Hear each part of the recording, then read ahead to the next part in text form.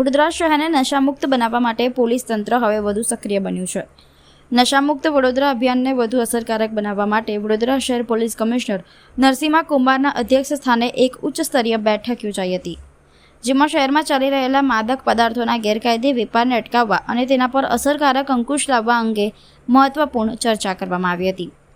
છેલ્લા કેટલાક સમયથી યુવાઓમાં નશાનું વધતું વ્યસન ચિંતાનો વિષય બન્યો છે. યુવાધન નશાની લતમાં ફસાઈ રહ્યું હોવાના સંજોગોમાં વડોદરા શહેર પોલીસ દ્વારા નશાના કાળા કારોબાર સામે કડક વલણ અપનાવવામાં આવ્યું છે. તેના ભાગરૂપે પ્રતાપનગર પોલીસ હેડક્વાર્ટર ખાતે વડોદરા શહેર પોલીસ કમિશનર નરસિંહ કુમારના અધ્યક્ષ સ્થાને મહત્વપૂર્ણ બેઠક યોજાઈ હતી. બેઠકમાં શહેરના ડીસીપી, એસીપી, પીઆઈ સહિતના ઉચ્ચ પોલીસ અધિકારીઓ ઉપસ્થિત રહ્યા હતા. બેઠક દરમિયાન શહેરમાં માદક પદાર્થોના ગેરકાયદે વેપારને કેવી રીતે અટકાવી શકાય, સપ્લાય ચેઇનને કેવી રીતે તોડી શકાય તેમજ નશાના કારોબારમાં સંડોવાયેલા તત્વો સામે વધુ અસરકારક કાર્યવાહી કેવી રીતે કરવામાં આવે તે મુદ્દે વિસ્તૃત ચર્ચા કરવામાં આવી હતી. પોલીસ કમિશનરે અધિકારીઓને નશાના વેપાર સામે ઝીરો ટોલરન્સની નીતિ સાથે કામગીરી કરવા તેમજ શહેરને નશામુક્ત બનાવવા માટે વધુ સઘન અભિયાન ચલાવવાના સૂચનો આપ્યા હતા. નશામુક્ત વડોદરા અભિયાનના ભાગરૂપે વડોદરા શહેર પોલીસ 3 વસ્તુ કરતી હોય છે. પ્રથમ, સમગ્ર શહેરમાં જુદા જુદા પોલીસ સ્ટેશન વિસ્તારોમાં રિગરસ એન્ફોર્સમેન્ટની કામગીરી, ઇન્ટેલિજન્સ કલેક્ટ કરીને રેડ એન્ડ સર્ચ ઓપરેશન કરીને આરોપી સુધી પહોંચવાની પ્રયાસો કરતી હોય છે. બીજું, જે નશાથી ઇમ્પેક્ટેડ છે કે એડિક્ટેડ છે એઓને ટ્રીટમેન્ટ આપીને રિહેબિલિટેટ કરવાના એક પ્રયાસ કરતા હોય છે.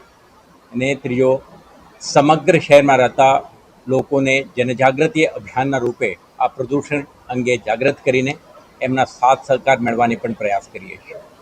તમે જાણો છો કે ગઈકાલે પણ આપણે એસઓજીએ એક કેસ કરી છે, જેમાં કોડીન જેવા માદક પદાર્થોને વેચતા આરોપીને પકડીને 1 લાખથી વધારે કિંમતની મુદ્દામાલ કબજે કરી છે.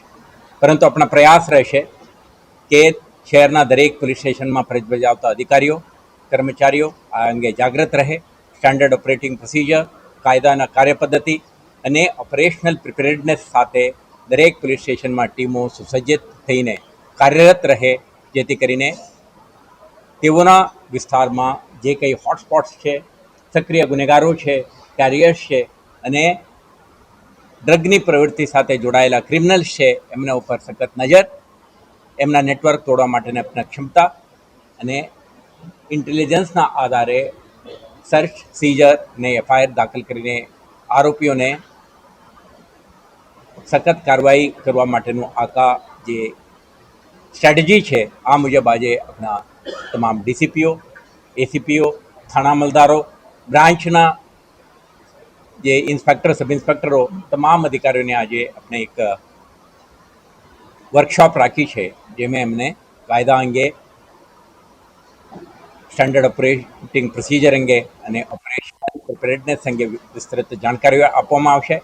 આવતા દિવસોમાં વડોદરા શહેરમાં ડ્રગ એન્ફોર્સમેન્ટ અંગે રિગરસ કાર્યવાહી કરવામાં આવશે.